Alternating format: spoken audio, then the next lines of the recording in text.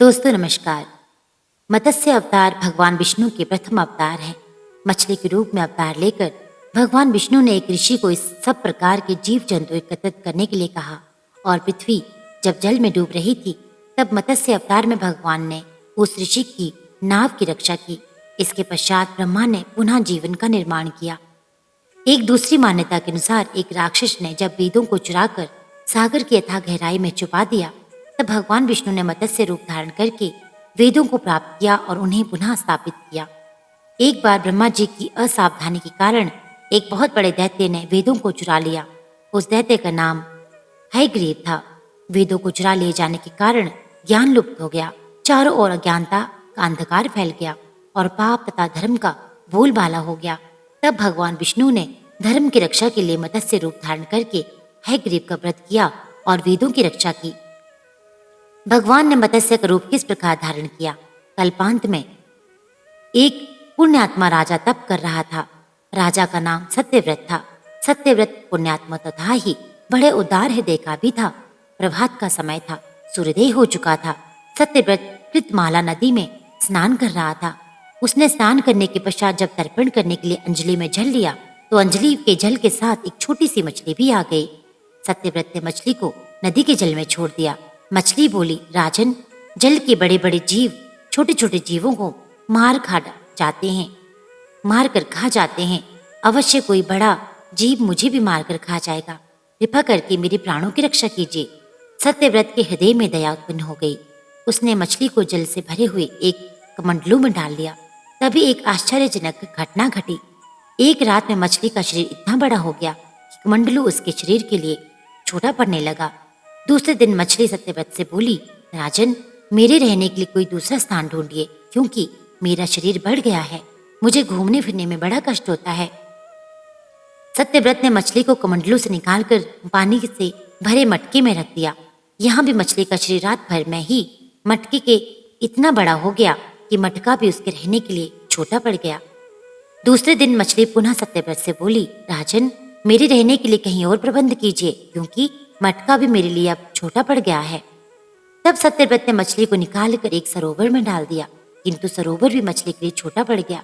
इसके बाद सत्यव्रत ने मछली को नदी में और फिर उसके बाद समुद्र में डाल दिया। आश्चर्य!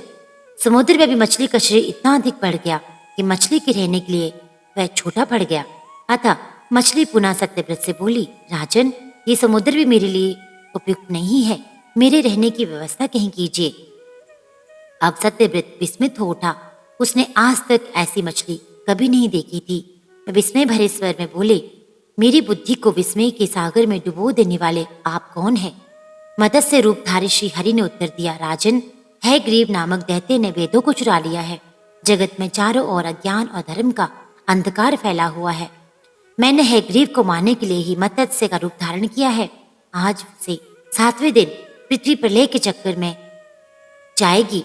समुद्र उमड़ उठेगा, भयानक वृष्टि होगी, सारी पृथ्वी पानी में डूब जाएगी। जल के अतिरिक्त कहीं कुछ भी दृष्टिगोचर नहीं होगा। आपके पास एक नाव पहुंचेगी। आप सभी अनाजों और औषधियों के बीजों को लेकर सब दृश्यों के साथ नाव पर बैठ जाइएगा। मैं उसी समय आपको पुनः दिखाई पड़ूंगा और आपको आत्मज्ञान प्रदान करूंगा। सत्यव्रत उसी दिन से हरि का स्मरण करते हुए प्रलय की प्रतीक्षा करने लगी। 7वें दिन प्रलय का दृश्य उपस्थित हो उठा। समुद्र भी उमड़कर अपनी सीमाओं से बाहर बहने लगा। भयानक वृष्टि होने लगी। थोड़ी ही देर में सारी पृथ्वी पर जल ही जल भर गया। संपूर्ण पृथ्वी जल में समा गई। उसी समय एक नाव दिखाई पड़ी। सत्यव्रत सब दृश्यों के साथ उस नाव पर बैठ गए। उन्होंने नाव के ऊपर संपूर्ण अनाजों और औषधियों के बीज भी भर लिए। नाव प्रलय के सागर में तैरने लगी।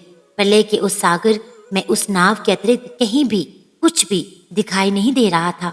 सहसा मत्स्य रूपी भगवान प्रलय के सागर में दिखाई पड़े।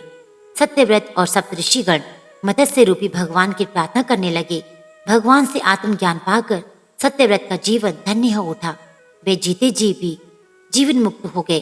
प्रलय का प्रकोप शांत होने पर मत्स्य रूपी भगवान ने हयग्रीव को मारकर उससे वेद छीन लिए। भगवान ने ब्रह्मा जी को पुनः वेद दे दिए। इस प्रकार भगवान ने मत्स्य रूप धारण करके वेदों का उद्धार तो किया ही, साथ ही संसार के प्राणियों का भी अमित कल्याण किया। तो दोस्तों, ये थी भगवान विष्णु के मत्स्य अवतार की कथा।